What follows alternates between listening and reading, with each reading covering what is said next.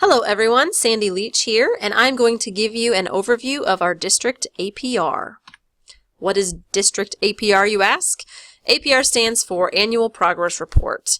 In short, it is basically an overall grade card that funnels in all the different data that we record on academic progress, achievement, attendance, all of those things, puts it in one report and gives us an overall score as a district.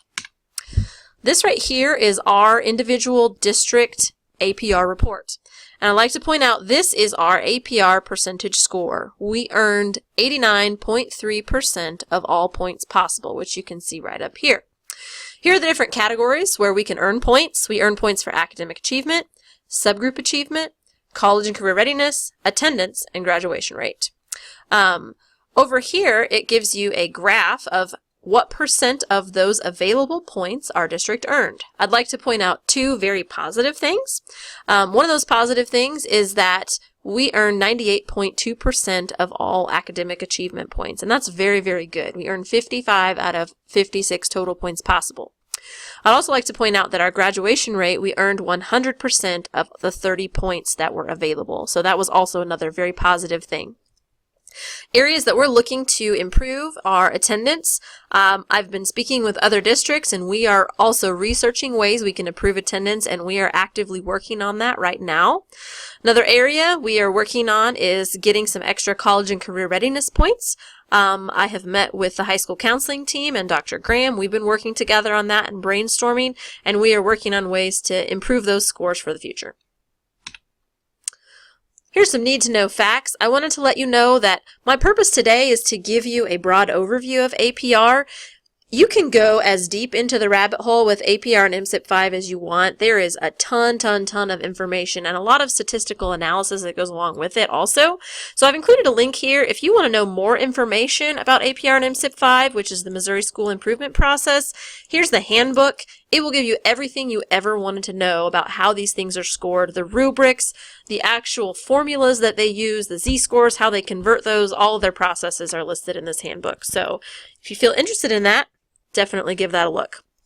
Also, I have some APR talking points. Those are a broad overview of APR, and I have printed those off, and Dr. Wilson or Dr. Woods will be able to give you a copy tonight. And those are just some good points that if community members are asking, or if you're discussing it with someone, those will give you some basic points that are really good to know. The supporting data report gives our district the details as to why we earned a particular score within each of those categories on our APR report. We use this information in our BSIPs, our Building School Improvement Plans, and our CSIPs, our Comprehensive District-Wide Improvement Plans. I put this in there to let you know we are not just letting that data sit there dormant. We're looking at it, we're analyzing it, and we're trying to use it to better our district for our students. This is just a quick overview. I wanted to point out that there are 3 different ways you can earn points for academic achievement. It's status, progress, and growth. Here's a quick overview. Status points are just what it is. Where are you at this year?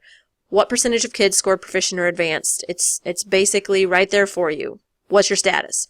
I would point out that this is a rolling 3-year average, but it's of your performance points. How are you doing? Progress it is what it sounds like.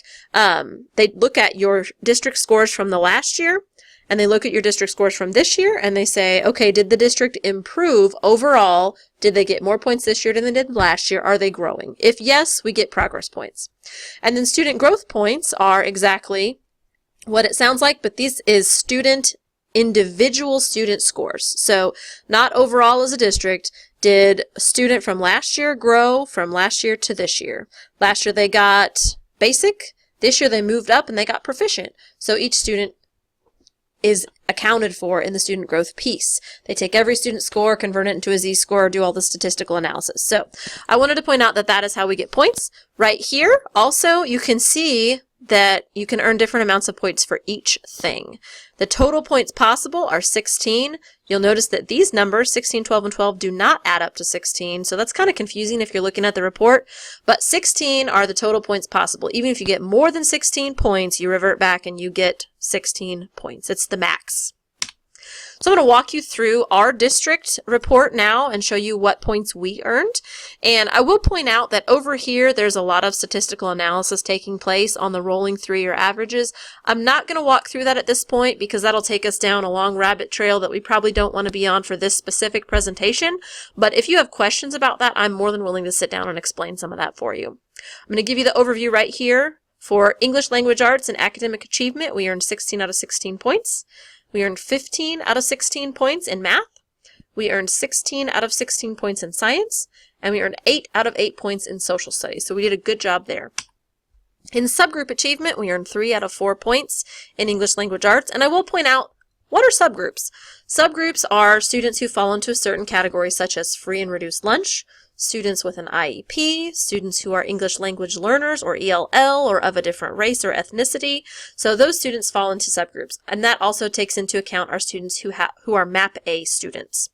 We earned 3 out of 4 points in English Language Arts, 2 out of 4 points in math, 3 out of 4 points in science, and 2 out of 2 points in social studies. When we look at our college and career readiness points, we earned 8 out of 10 points in college and career readiness assessments, and that means students who take the ACT, the ASVAB, the Compass, those college readiness assessments. There are rubrics for that, but this is our overall points that we earned for the students who did that.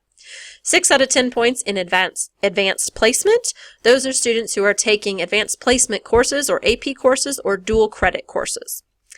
And then 8 out of 10 points for post-secondary placement. And post-secondary placement has to do with how many students go on to go to college, enroll in the military, or have a job in a profession that lines up with the pathway we had identified for them in high school. So that gives you an overview of college and career readiness. We earned 6 out of 10 points in attendance. And as I already shared, we're working very hard to research how we can get more points in that area. Graduation rate, you'll note that there are 4-year graduation, 5-year graduation, 6-year graduation.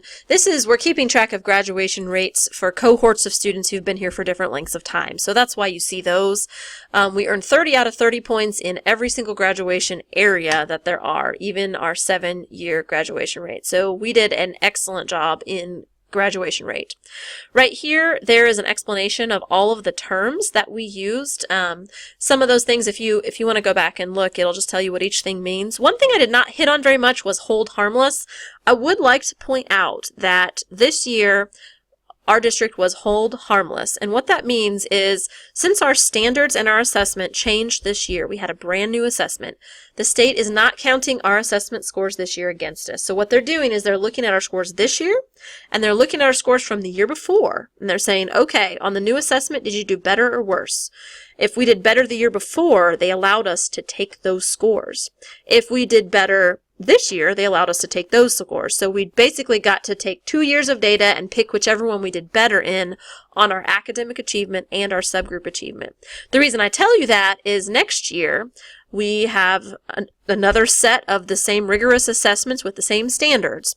And actually, the assessment is still changing a little bit. But if the state does not designate another hold harmless, then our students will be held accountable for these more rigorous assessments, and we will not have those prior years to fall back on. So there is the possibility that our scores could dip a little bit in academic achievement. And that is not to say that we're not going to do everything to make sure that our students are academically ready that's in our power, but it is to say that if our assessments change and we're not hold harmless, that may be potentially a dip for us.